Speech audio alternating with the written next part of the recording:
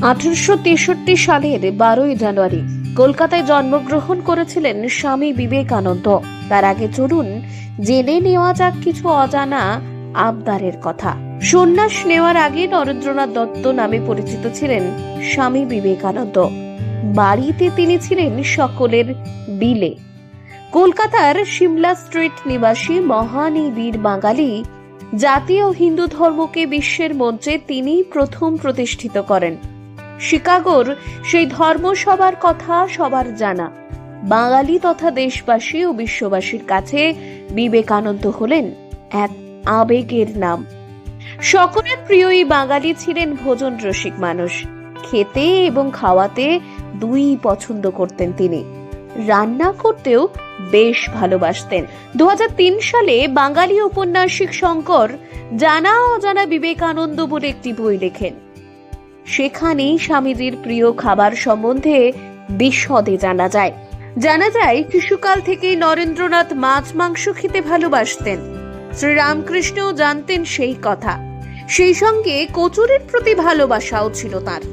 কলকাতার বিভিন্ন দোকান থেকে তিনি কচুরি আনিয়ে খেতেন বলেও জানা গিয়েছে।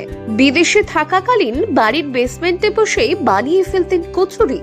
শিকাগো যাত্রার আগে তৎকালীন বোম্বাইতে স্বামীজি 14 টাকা খরচ করে এক হাঁড়ি পোলাও রান্না করেন, শিষ্যদের খাইয়েছিলেন।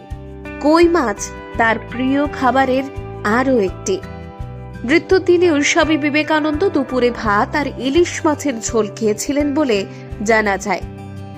আম, আপেল, লিচু ও পেয়ারা পছন্দ করতেন। জল খাবারের পর কমলা, লেবু, আঙ্গুর খেতে ভালোবাসতেন। সন্ধে ঠিক 6:30 তাকে নৈশ ভোজ দেওয়া হতো। অবসরে রান্না বান্নায় সাহায্য করতেন তিনি। সবজি ও রুটি করতে ভালোবাসতেন বলেও জানা যায়। এছাড়াও ঝাল খেতেও অতি ভালোবাসতেন। অসুস্থ থাকার সময় খিচুড়িতে মিষ্টি দেওয়া হয়েছে বলে লঙ্কা চিবিয়ে খেতেন। এমনকি লন্ডনে তিনি লঙ্কা কিনে খেয়েছিলেন। আবার আইসক্রিম ছিল তার অন্যতম প্রিয়। 1893 সাল আমেরিকা সফরে তার আইসক্রিম প্রীতির কথা জানা যায়। সেই সঙ্গে পছন্দের তালিকায় ছিল মিষ্টিও। ভাত, ডাল, মাছ, সবজি, দুধ, মুড়ি, আলু ভাজা তার পরবর্তী সময় প্রিয় ছিল। এছাড়াও মা ভুবনেশ্বরী দেবীর হাতের যে কোনো রান্না অত্যন্ত পছন্দ করতেন। সকলের প্রিয় স্বামীজি।